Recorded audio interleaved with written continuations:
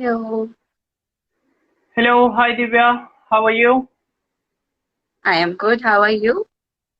Yeah, doing fine. So thank you for being here on this the local hustler episode one. So people who are joining us right now, let me tell you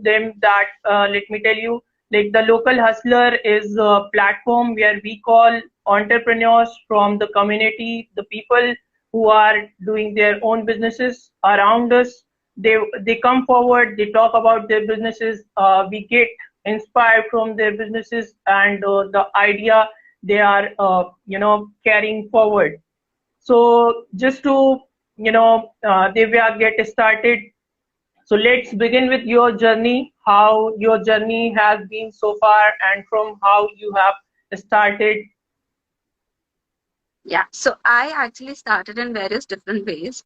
First, it was just Mhm. handmade paper craft gifts, then origami, then I went into alcohol inks. And when I went into alcohol inks, I discovered resin, and that's when I started with the resin journey. I met a few people, I attended a few workshops to know what it is. And now I can say that I do have an understanding of resin, and there is a market out there. It's a wide range of things that you can do with resin. So then I decided, let's just get into it and see how it feels.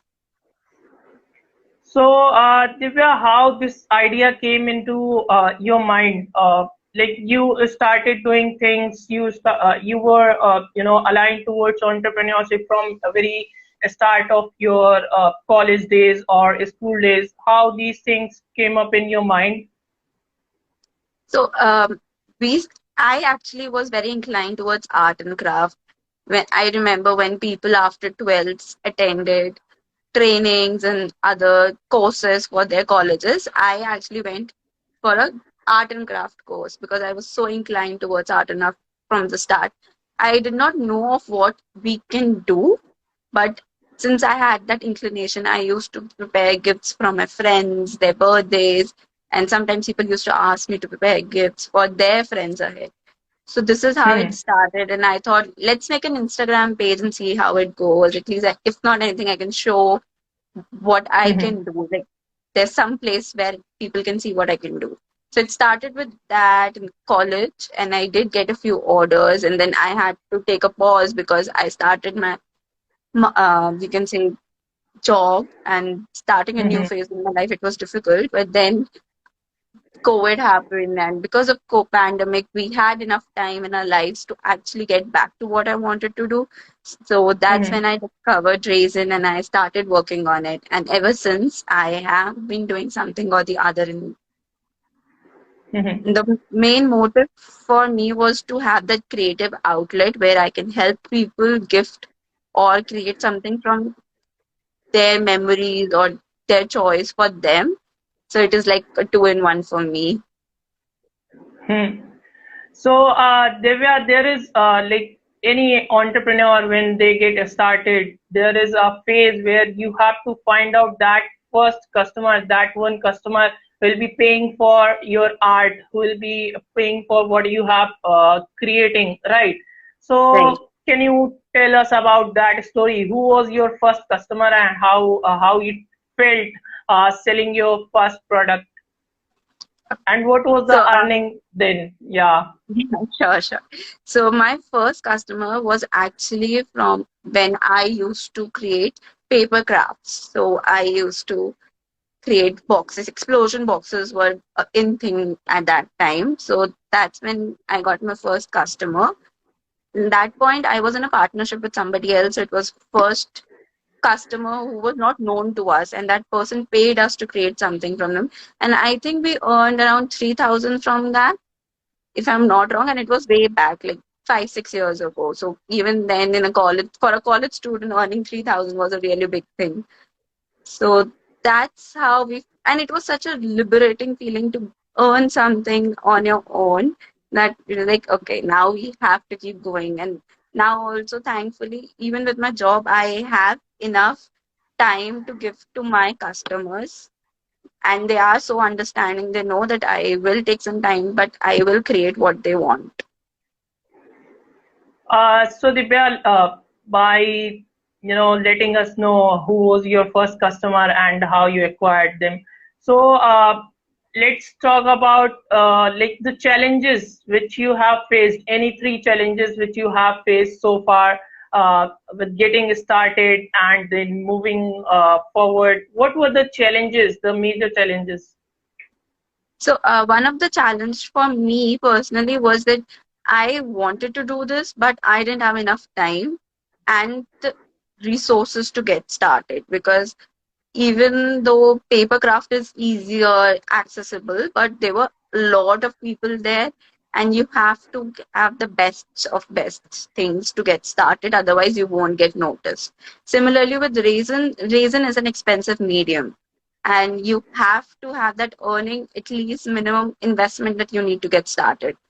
And if I talk about the time and the effort that goes in, it's a lot. Like for a resin piece to get complete from start to finish, it takes around 72 hours. And that's just Mm-hmm. one single layer of resin. So if you have to Mm-hmm. do it again and again, it takes 72 hours every time. So Mm-hmm. getting that time, like, getting started with the time with my job, it was difficult. And once I did get that time, the next thing was the monetary effort that a lot of money goes in. So when you get started, you don't have that many customers to Mm-hmm. get that revenue from. The money that you're spending should be back. And what I Yeah. have seen is that resin is a medium that many people know of, but yet they don't know of. So that's one more challenge, that to make people understand what it is. Many people Mm-hmm. don't know about it. They will say, resin hi to hai, ho jayega, it won't take long, it's very expensive. But the effort, Mm-hmm. the time that goes in, and the health. The main thing is resin is really harmful for your health if you don't use it properly. So you need Yeah. proper equipments, gloves, and respirators and all. So it all costs a lot, and then it adds to it. But nobody actually understands that, and they're like, "बहुत महंगा है, we won't buy it." And the competition is a lot. So if you will not sell it at that price, somebody else will do it. But then I met somebody, and that person said, whatever you sell at is your price. It's your effort, your worth, not somebody else's. So that's when I realized, yeah, maybe, let's get started. We'll see. There are other challenges, they come and go, but these were the main ones for me right now. Yeah. So like getting started and then facing all these challenges. So what keeps motivated like an entrepreneur? How they like keep their inspiration, their aspirations high all the time? So what is the motivation behind all these things? For me, motivation have been my family and friends. Even if I create something, I just share it with them. It might not be the best, I know, but the way they'll hype me up and they'll be like, wow, it's amazing. You can do this, you can do that, and all of this. And since I know these people, I know they'll say that, but then there's a certain kind of audience on Instagram, especially, they'll appreciate you for what you have done.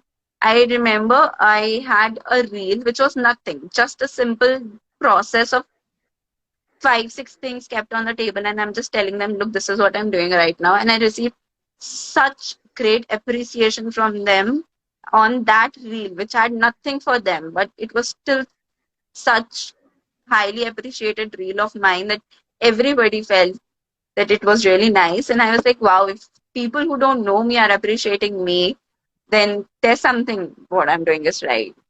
So, So you were talking about like this Instagram thing. So how do you feel like Instagram is helping a small business owner to stay in the market, to challenge, to face the challenges and keep the process going on? So how these social media, not only the Instagram, there are a lot of other social media platforms. So how these social media platforms are helping small business owners, or any tip which you wanted to give to other small business owners that they can follow to reach wider audience and you know keep their business going. yeah. So I have seen that, when we post something on Instagram and we do not get that much appreciation of people, we feel like, okay, let's just leave it. It's not working. But over the time it has worked for me. Maybe it will not work for you right now, but some months down the line it will work for you, because somewhere or the other there are people who are looking at your work and getting inspired, or coming to you and asking you how is it done. Like, I randomly just got a girl and she said to me, I want this. She didn't ask me what it is, how much it will cost. She's like, I want this, I like it, I want it as is. So over the time, people will come to you and they will ask you about it. It's just that you have to be consistent. I am not very consistent. This is a learning for me as well. But once you are consistent, people will look at it. And the other tip that I have received and seen is, when you have high quality, good pictures, is when people actually take a moment and look at what you're doing. If it's not a high quality picture, people will not take a moment and look at what you're doing. So the looks of what you're posting is as important as what you're creating.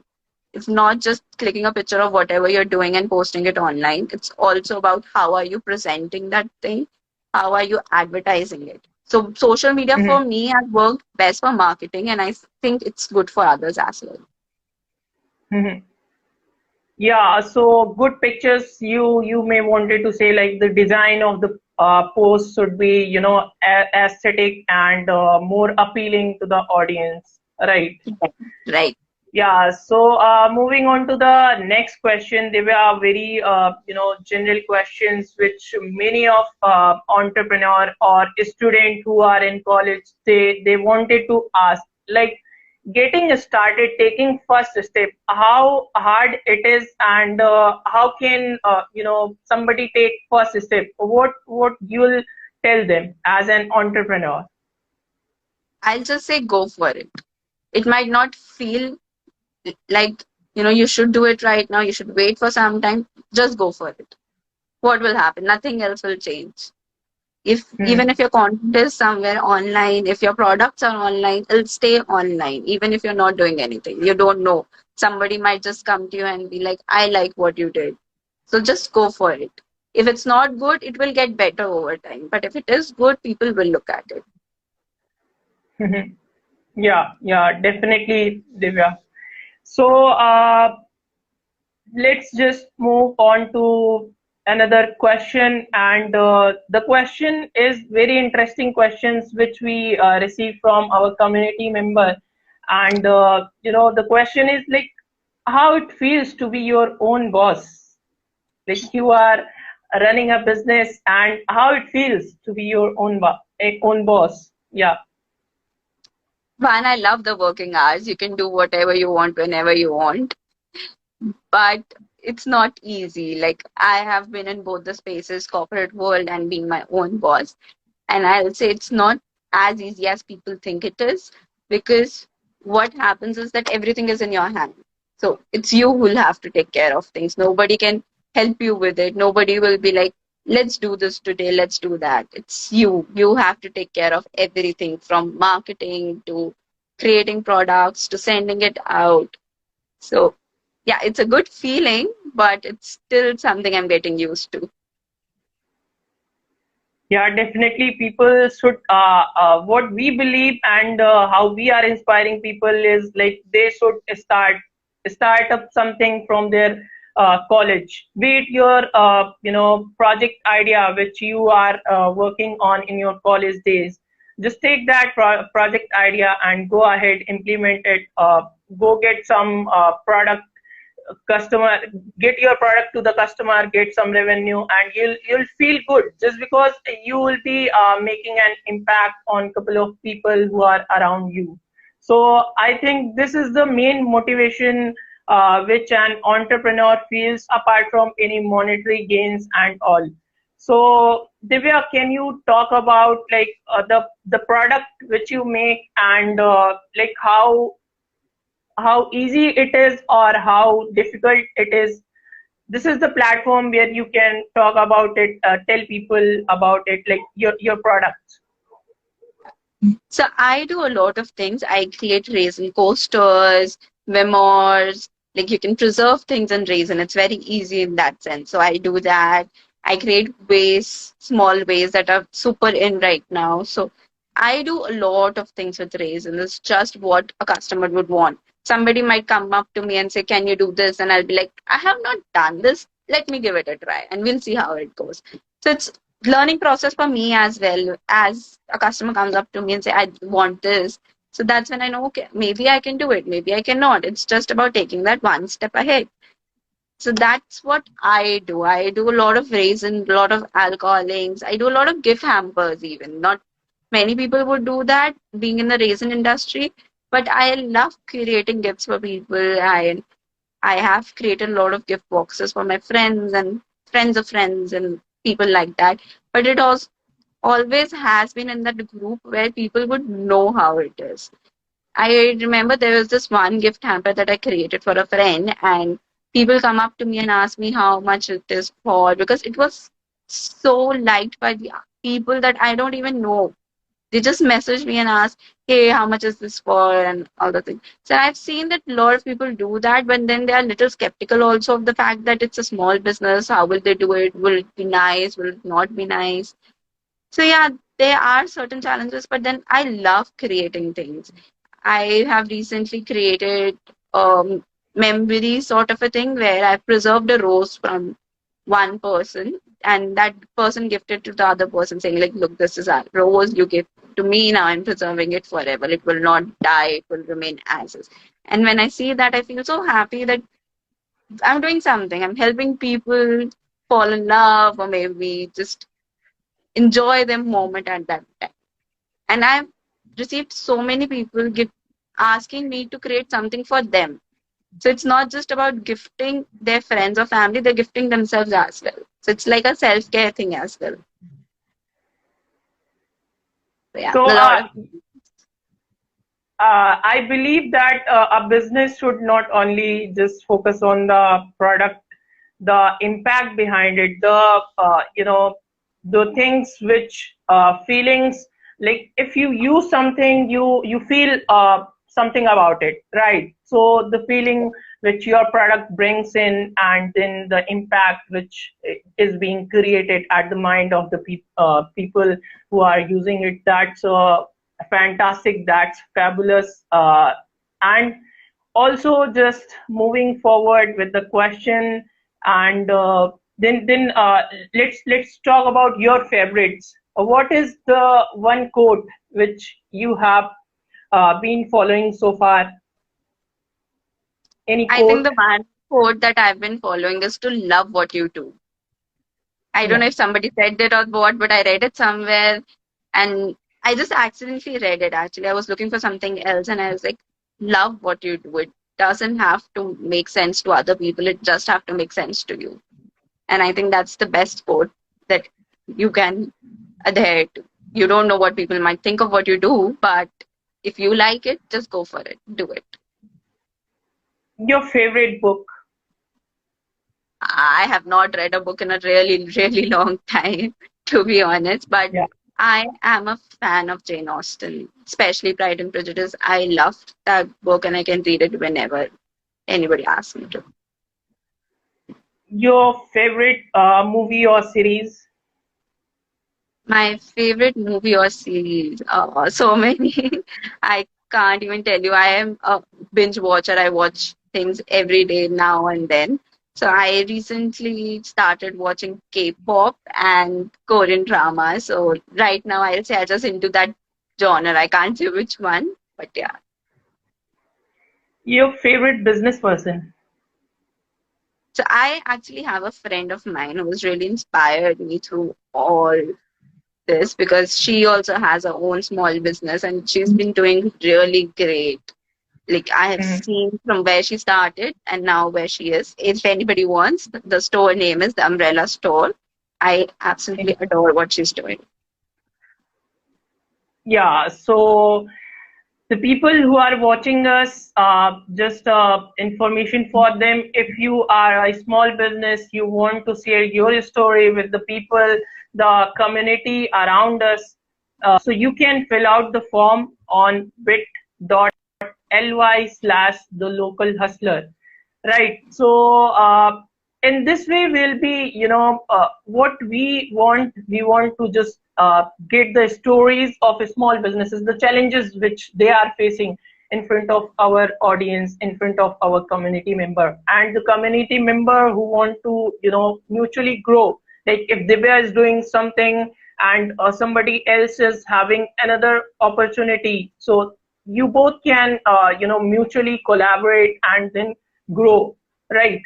So with this, Divya, will be wrapping up. And before you go, just let us know about, the thought behind this live. What you have felt during this session, so that we can keep it as, just feedback. No, this session has been really great. I have actually never come on a platform and talked about what being a small business is, and I've not seen a lot of people do that as well. Generally, there are small businesses which are very famous, but not people like us who have not really grown into a famous community as such. So it was a great session, and I hope somebody was helped with the session. If not, you can always reach out and ask questions if you have any. I Yeah, know the team sure. will help. Yeah, sure. So people who are watching us, they can follow Gluestories, they can follow the Team Hustler, and we are here to support you guys. So with this, we'll be ending this live session. Thank you, Divya, for joining us. Thank you. We wish you a lot of success in your business and for your future endeavors. Thank you, Divya. Thank you so much. Thank you.